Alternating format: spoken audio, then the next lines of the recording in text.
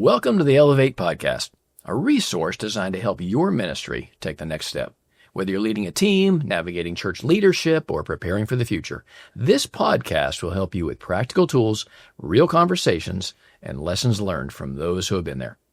I'm today's host, Bill Ferrell, and today we're talking about one of the biggest leadership challenges in ministry, learning to lead well as both a shepherd and a manager.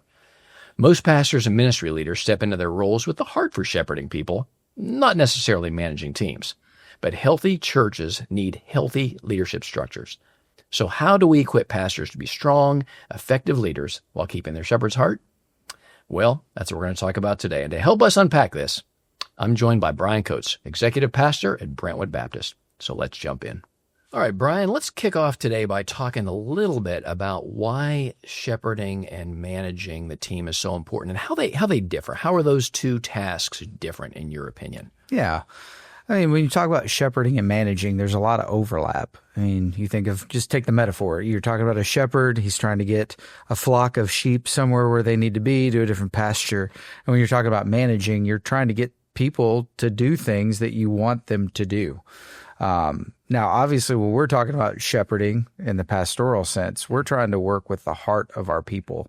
How do we care for them well? How do we lead them to become more like Christ?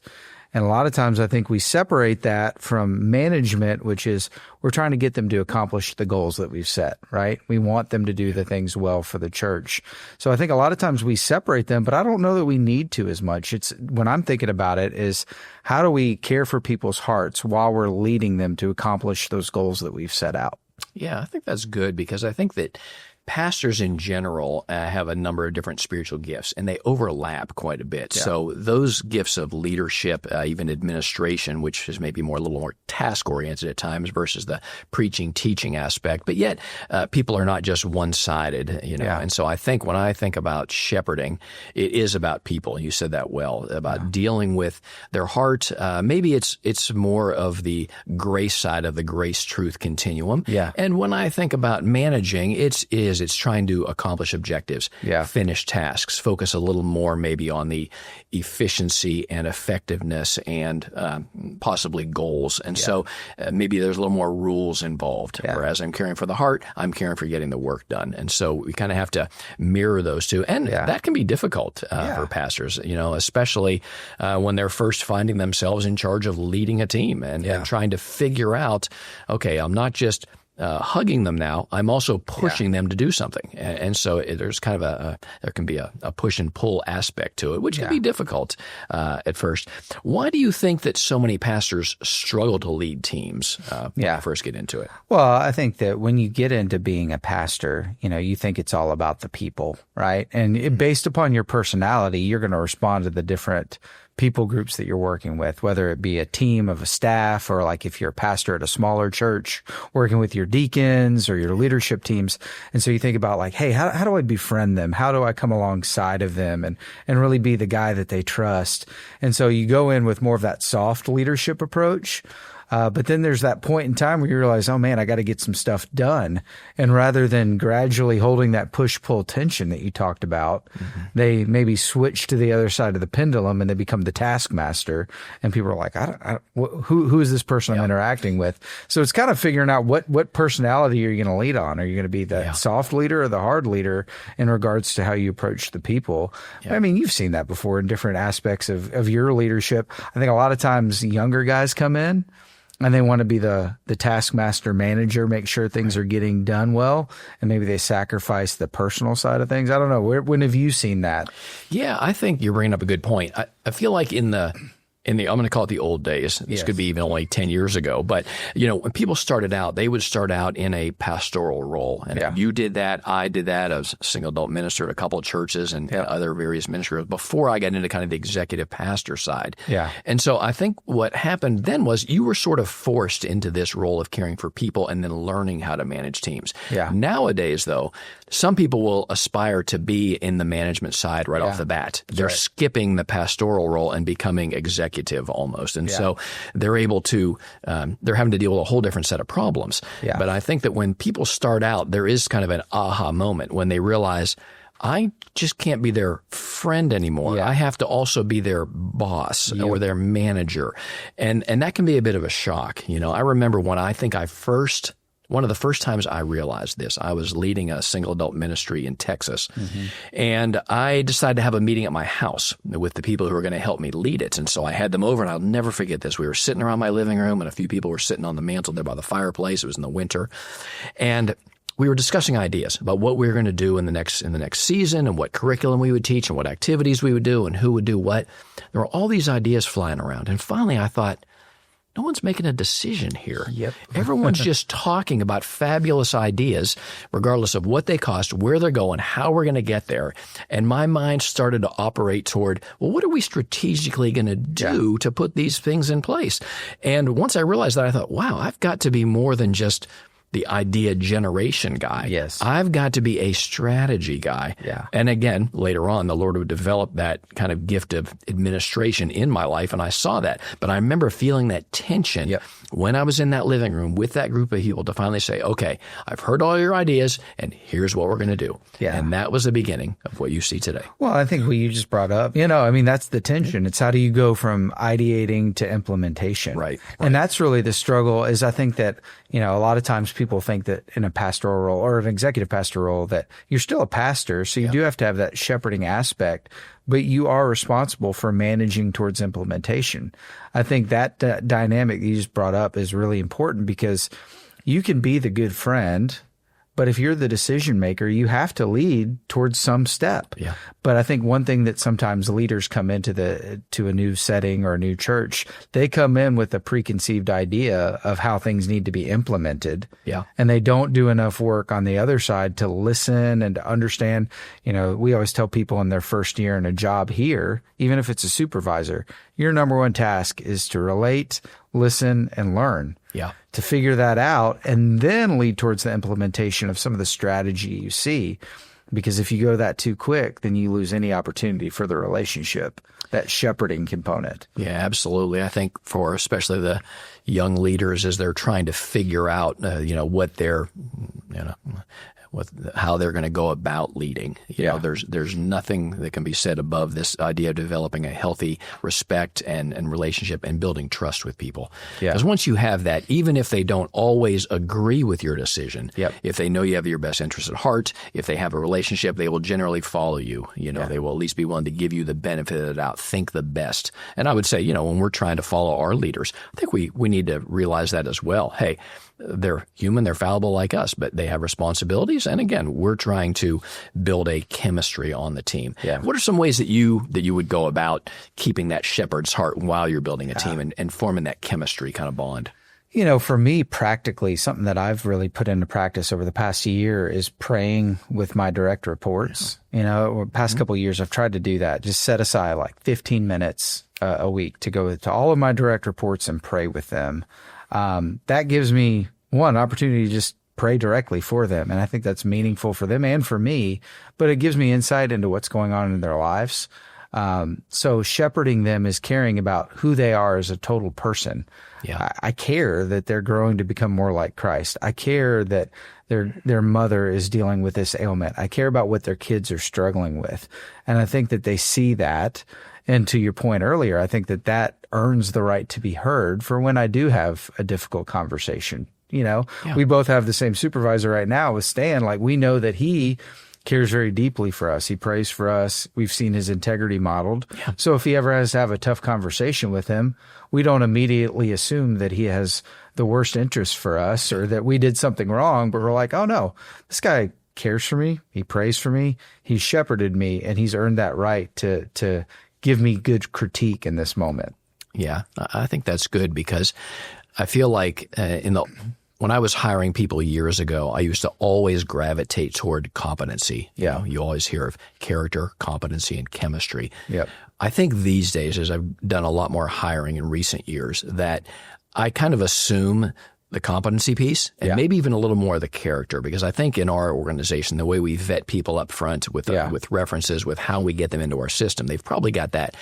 I'm primarily looking for chemistry. Yeah. In fact, I supervise one team here on this campus, which until recently, I didn't even know this, but I found out that when they go to hire a new team member, the leader will kind of develop who they think are the top candidates. They bring those candidates in individually and let them meet with all the team members. Yeah. And they look for 100% consensus on chemistry with their team.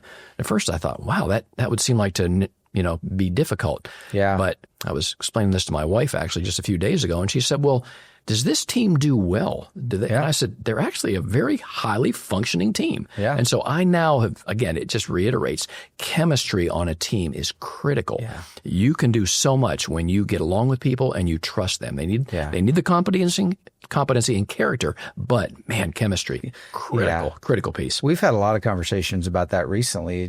You almost have to take a different look at it. A metaphor from sports, you almost have to be a general manager from the sense of how do you build your roster out? Yeah. And part of that's the managing side, but that's good shepherding too.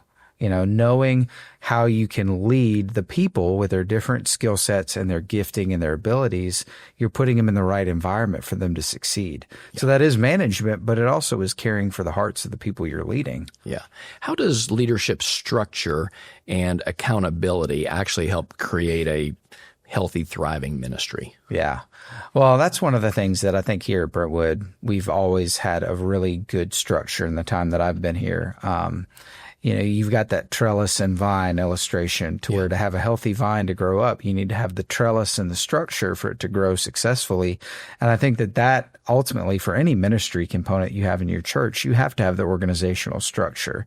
The accountability part here is one of the things that I think everybody that comes into your church should have an idea of how are the leaders in your system, in your church, accountable for what they do, for what they teach, for how they lead. Are there people that can speak into their lives? Are there different ways that they can be called to account if they do something wrong? And I think that is just an important part of how you actually have a healthy church is do you have those mechanisms? Yeah. I think the bigger you get too, those become even more important because, when you had a staff of 4 people at your little church and you all talk to each other and, Fred needs to take the afternoon to go to his kid's soccer game. That's fine. But as you get to become a bigger organization, one person in this piece sees another piece doing something, or you don't have that structure, you don't have some sort of rules in place or some way of accounting for all that. The disparity between people can be a divisive agent, and I feel like that's something that needs to be managed well. If one department decides they want to let all their people work from home next week and this department's not allowed to, that can just create a lot of animosity, and it's not a good idea, and I think that's where the structure comes into play.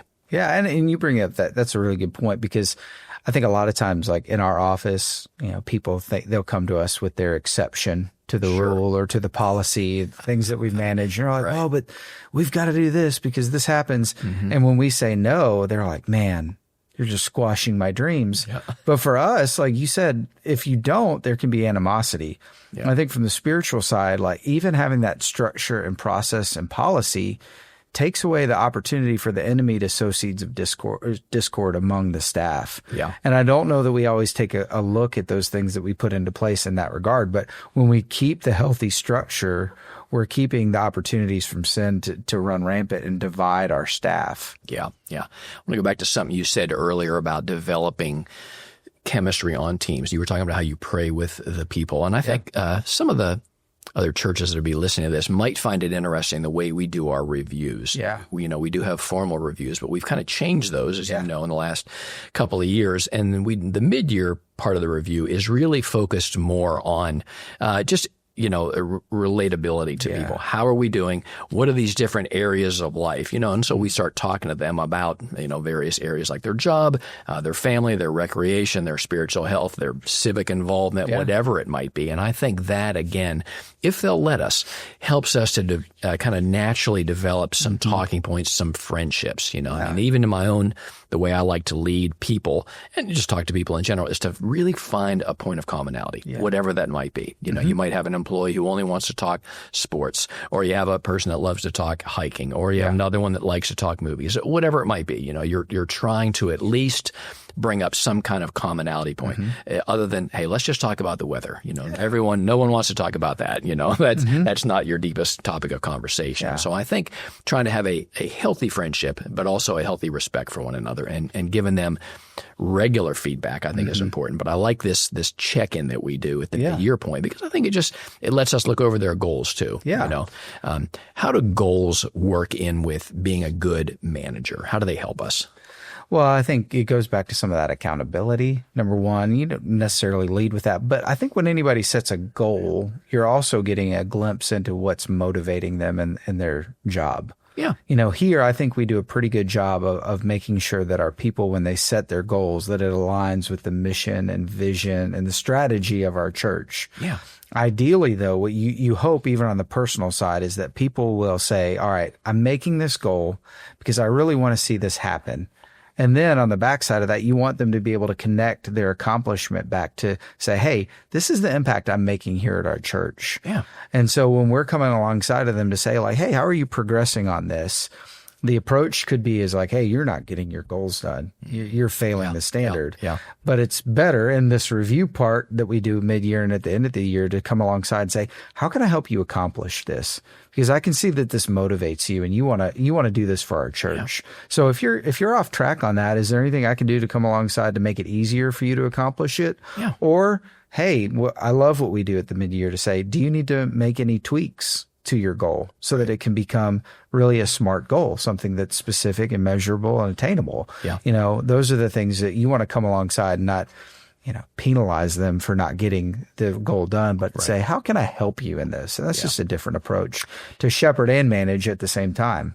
Yeah. I think this is a good way that a shepherd can help be a manager is if you have people set goals, and of course, here at Brentwood, we have overall church goals each year, 5 or 6. We don't try to have 10. 10's too many. I think 2 might be not enough, but we try to set 5 or 6 goals, and we trickle those down where the people will set goals underneath them individually that kind of relate to the bigger, so they can see how they relate to the bigger church goals. And they also, again, if I'm just a shepherd and I know that people are going to be held accountable to these goals, or I'm going to hold them accountable, it makes it easier for me because sometimes it's not me being bad with them saying, well, here's the goals that we talked about, we set together, and I want to hold you accountable to them. Yeah. It just softens it a little bit, I think, because, there are several tools I think that people can use if they're a shepherd to help manage people better, to move into that management role. What are some tools that you've used effectively to help manage people or to learn to be a better manager? I think a tool, but also just a relational component, is making sure that you're spending time with a mentor. Like for me, in a lot of my situations as a manager, I've managed people that are older than me, that have had more life experience. Yeah. And so I've relied on the help and the guidance of people that have said, hey, here's some things that you need to be aware of. Here's how I did these types of performance reviews. One of our former executive pastors, Jim Baker, has always been a great mentor to me. And he would talk about, hey, if you're managing somebody that has this experience, here's how I would approach going into review, and here's how I would prepare. Those things were invaluable for me. And the one thing that we do here at Brentwood very well is we take our full-time staff through a leadership development training to help them to gain some practical skills and learning how to be a manager. Those things have been helpful for me as well. And I think, ours is pretty structured, but no matter what church you're in, you could say like, hey, we're going to read this leadership book together and talk about the practical implications for this for our staff. We used to do that when I was at a campus and our staff was 6. We'd read a book focus more on a spiritual discipline, then we'd read more of a leadership book, and we talk about how do these things really impact how we lead out. So there's some things that I've done, but what about you? Yeah, what have you done? Yeah, I think that's good. I like the exposure to other leadership techniques, and whether those be books or resources. Personally, I feel like we learn most of what we know, and you'll agree with this, from reading, from seeing things. 80-90% of what we know is not from things we've experienced. It's from the general world. But then there's this part we've experienced. So I try to increase that experiential knowledge for people that I'm training as leaders, and maybe they're in the pastoral realm and they need some leadership skill. One way I do that personally is through a thing I just like to call scenarios. And so, when things are going on that I'm having to deal with on a day-to-day, even over a yearly basis, I'll jot those down in a little file I have. And so when I meet with younger guys, and I try to do that pretty regularly, I will say, hey, here's a situation I ran into. And I kind of let them relive it with me and say, what would you do? How would you think through it? Helps them kind of develop that experiential leadership skill to know, okay, yeah, these are things that I will have to deal with sometime, whether it's a disgruntled employee, a church member who had an issue with X, Y, and Z, or how it was handled and how you're going to talk to them and what you're going to do. I just think those things are helpful.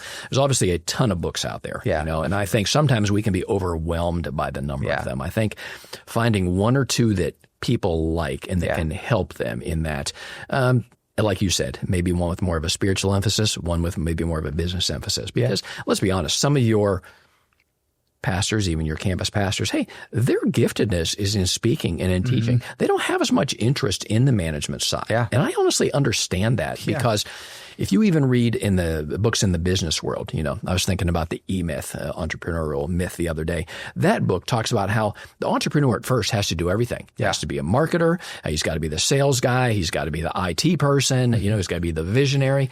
But over time, it doesn't work for that one person to be everything because those roles are so hard. Now, you need to have an understanding of those roles, a way to kind of lean in to give a little direction there.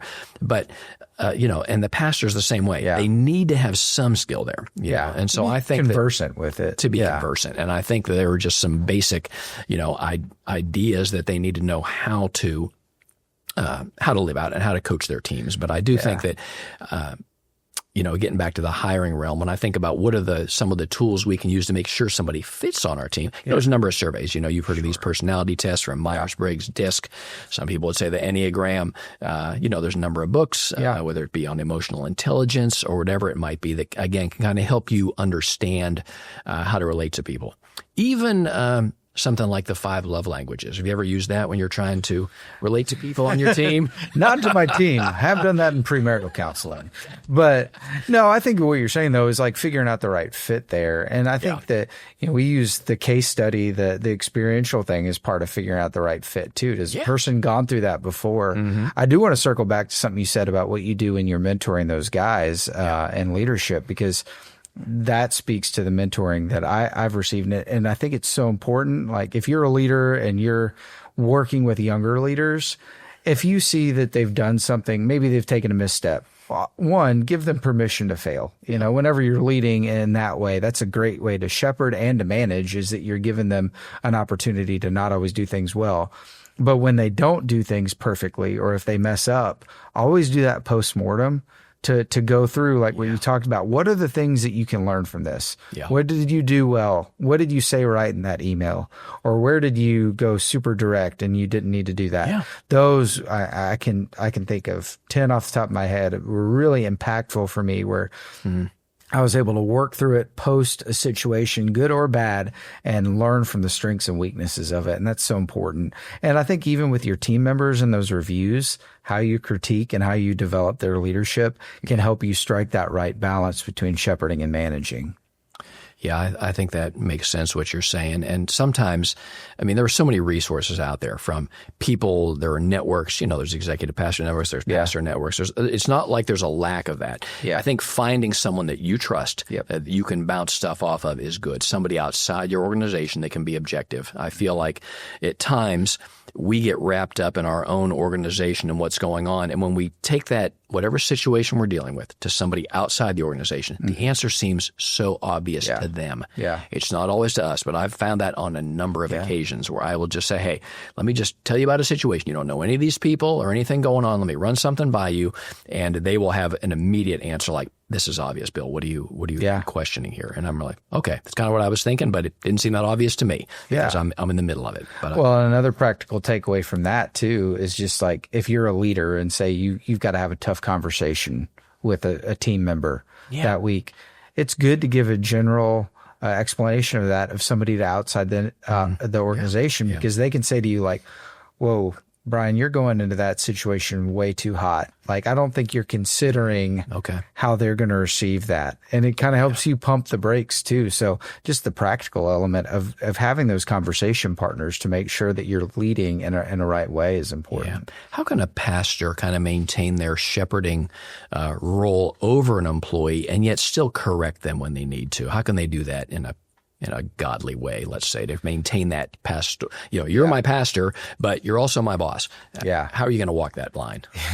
That's always a fun line. Now, honestly, that's why they have executive pastors. They just let us do it. Exactly. Yeah. No, I think the thing is what we were talking about earlier. It's like you've demonstrated your character, your integrity. You've earned the right to be heard. Yeah. And whenever you're having that difficult conversation or you're correcting, be clear and be compassionate. You don't have to go in there and be a bully about it. I think always go in prayed up. I mean, you need to pray for wisdom. You need to pray for clarity of thought and communication when you're with that person. But then in the moment, I've been taught this by a couple of different mentors and have tried to emulate it when I've had those conversations, is how can I be as clear as possible with this information I need to confront them with? And how can I demonstrate compassion towards them as I communicate it to them? Yeah. And I think if you balance that well and you speak the truth in love, truly, that's the way to approach difficult situations and conversations. Yeah, I think that's good, because I always tell people on my team, clarity is kindness, right? I would rather have somebody tell me something directly and clearly, compassionately, than kind of dance around it where I'm not really sure what they were telling me when I left. And I've told other pastors when they have to have a difficult conversation, you're right, absolutely, pray it up. Don't imagine a bad outcome, because sometimes you'll go in there and you'll want to kind of vomit out all the three things you need to hammer the person with. And that's not a good methodology, because it'll put them on their heels immediately, so to speak. And that's just not going to work. And so you need to, speak from a heart of, hey, I care about you. I want God's best for you. We do need to address some things. These aren't ideal, and and try to listen as much as you're speaking. Yeah. But don't be afraid to lean on that, because I think there are mistakes that pastors sometimes make when they're trying to be managers. Does anything come to mind when I say that? Mistakes that? Well, again, sometimes it's directly related to the personality. I mean, you either get the person that's really way too direct, that just comes in and they think the first thing they need to do is throw the punch. Yeah. And sometimes people can wear that as like a badge of pride of like, I'm direct, I'm confrontational, I can go in and I'm going to say what I need to say. I think that happens a lot of times. And that just, again, puts people on the defensive. That's where I think you wound people. Yeah. I think on the other side, though, is then you get passive. And people leave. I've known leaders before that have had quote unquote difficult conversations where the person they're talking to leaves the office and they're like, what was that? Like, I have no idea what they were trying to say to me. Like, I didn't glean anything from that. And I think that's where that clarity part is so, so important. So if you're taking that as a spectrum, the compassionate side, they're too passive about it. Yeah. Typically what I think happens there is they trick themselves into thinking if I'm too direct, it's going to go awry and it's going to be awful. Yeah. And that's not true. I mean, think about for us, the difficult conversations we've had and received where it's been correction. It's never gone as bad as you think it will. No. I mean, there's some outliers there for sure, but the majority of the time, it's just really not. And then for the other side, for the guy or girl that comes in and just wants to be super direct and punch, that's where I always ask the question of like, are you being Christ-like?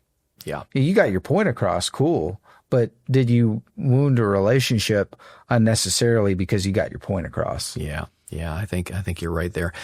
We talk about this at times, but whenever you're going to become a manager or a pastor, you have to have regular meetings with people that work for you. I think sometimes in the pastoral realm, we think, well,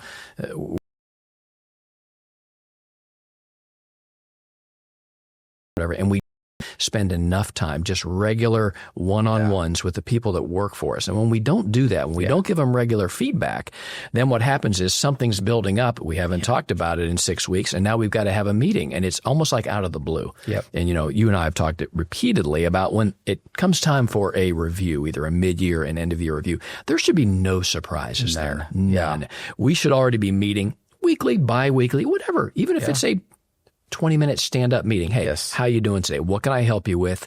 Where are you going? Especially for these pastors who are initially transitioning into a management role. Yeah. Hey, have regular meetings. I mean, if you do that, you're going to keep what I call a clean slate all the time. We know what people are doing. One of the techniques I used to use early on was to say to my direct reports, hey, what is it that's the most important thing that you're going to be doing?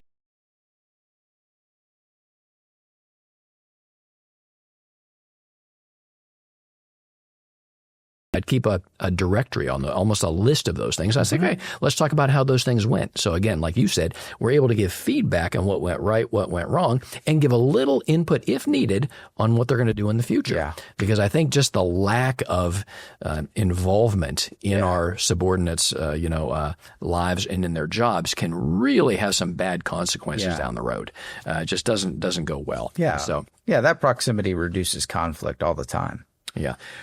How can churches better equip pastors and ministry leaders to develop leadership skills?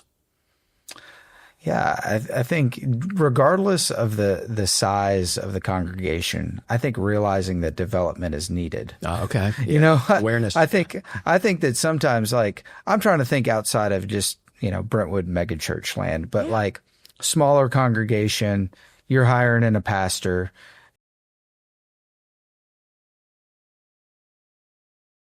No, I mean, we always kind of bemoan. Seminaries do a pretty good job nowadays. They do a better job than most people would give them credit for at preparing you for some administrative scenarios and what it's like to lead. But realize that if somebody's stepping into a role as pastor, even if they've been a pastor before, they've never been a pastor at your church. That's right. They've never been a leader in your context. Yeah. So realize they need development. So if you're a personnel committee or if you're hiring another staff member, it's like, think through what are some things that I can do to help them develop? Is it connecting them with a mentor? Yeah. Is it giving them a book budget so that they can buy resources? Is it somebody that has a leadership training in the community that you could get them connected with? Different things like that. I think even recognizing that the staff need a consistent source of development is the first step to victory on that. Yeah, I think you're right. Also, most churches have some sort of committee structure. Yeah. They could be elder-led. Maybe that's their committee, I'm calling it. Or, they're going to have a finance team, or they're going to have a personnel committee, whatever it is. And I think that the best ones of those, they rely on each other. Yeah. There's a nice synergy that they develop together. It's not that I tell, them the way it is and what they want them to do, and they don't tell me what to do. We talk together about, hey, you have an expertise, and I respect that, and I need your help, but also I'm not a complete idiot. I know a few things as well, and so let's work together, right? And I've been in churches and served in churches before I was in the ministry where that wasn't always the healthiest case. It could be more political. It could be somebody with an agenda that's wanting to, speak into that, and they're overriding something that's ungodly in some way. And so those things just have to be managed well. And I think those structures are critical. And so, but if you can find good people on those teams, they can really be an asset to you in your leadership structure. It's beautiful when that happens. Or a person who's potentially even been retired, or as part of there, they can volunteer, that can help be, like you said, a mentor and a wise voice in your ear, a wise counselor. I mean, those are incredible. Yeah. What's one piece of advice or more that you would give to a ministry leader who feels kind of unprepared to be the boss? Yeah. Well, I think anytime you step into a new role with expanded responsibility, you have to trust that the Lord is putting you in that role for a reason and for a time, that there's the calling there. If you truly feel called to that position, then remind yourself that the Lord's put you there and His Spirit will work in and through you to accomplish what He wills in that place. That is the baseline comforting thing. You need to go back to that truth. I think from there is realize that you don't have to also conform to every mental perception of what a good leader is. You're going to be who God wants you to be. I think that's key. But I do also think you have to go into a posture. If you're stepping into that role for the first time, of where your first task is going to be to relate, listen, and learn. Yeah. You learn the people, learn their needs, learn what motivates them, earn the right to be heard, and then speak, lead, and manage from there. Don't go in with this, hey, I need to do this right now, or we're going to change this. Anytime that happens, it doesn't work. Yeah. So, know your calling, know that God's put you there, rely on the Spirit to work in and through you, and just learn people and earn the right to be heard. Yeah. I think one of the problems that sometimes people have when they go in is, you're right, they have too many expectations on themselves, or they try to change too many things when they become the boss. We talk a lot around here about change and how to do it well, and how when a change occurs, it disrupts the system in some way. Obviously being in the seat that I'm in now, for only a year. When I first came into that seat, there were a couple things I saw I wanted to change. Yeah. And I changed a couple of them a little quicker than I probably should have. And that created some disruption in the force, so to speak. And you have to learn from that, but also recognize that change needs to be a lot slower at times. Mm-hmm. And that's okay. Yep. Because if you're going to change something, make sure that you know why you're doing it. I always tell new leaders, pastors who are leaders, hey, play the long game here, right? I mean, don't think about what it might be like in another 6 months. Think about what's it going to be like in 5 years, whatever it might be. I was having a conversation with another team member yesterday who's transitioning to a new role in another part of the organization. I just said, hey, listen, this might even seem a little painful at first. Yeah. When you look at what is going to happen over the next 5 years, boy, this is really going to be a nice transition for you and how that's going to work out. And I think sometimes that longer game perspective, especially from somebody like you or me who's been in the ministry 20 plus years, we've survived in a sense. And I would say to young pastors, hey, listen, part of being in the ministry a long time is by developing good habits now, because, hey, burnout in ministry is real. And I think those things happen when we try to meet everybody else's expectations, try to do everything everybody wants to the detriment of our own health, our own family. As our former senior pastor Mike Glenn used to say, hey, the reward for good work is more work. And also if you just pour out your life on the altar of the church and then you do one thing wrong, they're going to say goodbye to you and you're going to have nothing left. And so that's just not a healthy way to go. There have to be these healthy boundaries. I think that the people will follow. What would be if you could go back in time, what's something that you might say to your younger self as you went from pastor into manager or leader? I think to me, it would go back to some of those managing. I think when you're younger and in leadership, you really want to prove you can do it. Yeah. You really want, you want people to go away thinking, he's good at what he does. Yeah. And so even if it's well-intentioned, like I want them to know that I really care about this church and I really want it to succeed and grow. You just end up living to please others. And that's the rat race that, keeps you going and where you burn yourself out. And so I just go back and be like, hey, the people that you're trying to impress and convince that you're a good leader, they already believe in you. And more than evaluating what you're doing, they're praying for you. And rest in that. That's what I'd go back and tell my younger self. Oddly enough, when I was thinking about that earlier, I knew I was going to ask you that today. We didn't talk about this, but I wrote down in my own little journal when I was thinking about what I would say to myself was almost exactly what you said. It said, don't try to please people. Because that's an endless cycle that doesn't end well. I think being kind and taking input is good, but the minute you start to try to please everybody around you, you're never going to succeed at that. It's not possible. And so I think there's a good way to kind of manage that in your own heart. But I think early on in ministry, boy, I was always about trying to do more and earn my stripes and get that respect. And I think by being consistent, by being positive, even by exuding a genuine vulnerability about, hey, I'm good at this. I'm not good at this. I need your help on this. I think those are ways that we don't have to be everything to everybody or even act like we've got it all together. Sometimes people expect the pastor to just be about everything. And we just can't. We're human beings. We've got a few things figured out, perhaps. Maybe we're a little more learned in the Bible. That's possibly true, or we can bring biblical truth. But we need help.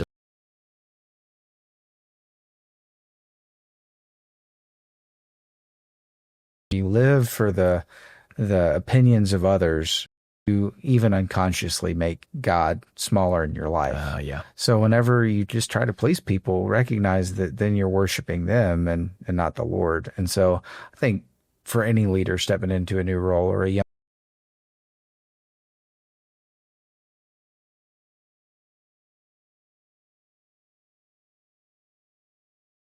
and managing. Yeah, I think to the leaders out there, you're probably better at this than you think.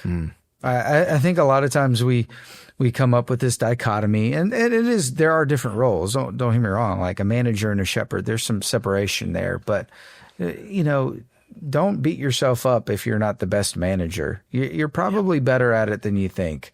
And as a shepherd, for a lot of Christian leaders, you're doing that, and that's good. Continue to develop that. Just be open to grow in those things and to develop. And don't try to, again, live for the expectations of others, but others tell you in growing, fan into flame the things that God's put before you. Absolutely. To have that good, glorifying relationship with the Lord. Mm-hmm. Hey, Matthew said it well. Seek first the kingdom of God. Yep. All these other things kind of fall into place. So you're right. Yeah. Have a heart for the people. Just be real with them. Be authentic in the kindest way possible. Develop a close-knit group of friends, of mentors and that. But yeah, be content that God has you in a place for this season. You're doing what you need to do. And if you keep those relationships right, hey, these management things will get better. They'll work out. Or you'll get a top-notch executive pastor. That's exactly right. That's what everybody needs. And we'll take care of it all. That's right. That's right. Hey, thanks for joining me today, Brian. Enjoyed it. And love it. Until next time. Always enjoy. Have a good one. Thanks for tuning in to today's conversation on shepherding and supervising, from leading healthy teams to using leadership tools and learning how to equip pastors for both ministry and management. Leading a team doesn't mean losing your shepherd's heart. It means stewarding your leadership well. We hope today's episode gave you practical insights to help you lead with both wisdom and care. For more leadership resources, check out the Elevate Church Conference, a one-day event designed to equip pastors, church leaders, and teams with practical strategies to lead well. Learn more or register at elevatechurchconference.com. You can also find today's show notes for key takeaways. And you know what? We'll see you next time on the Elevate Podcast.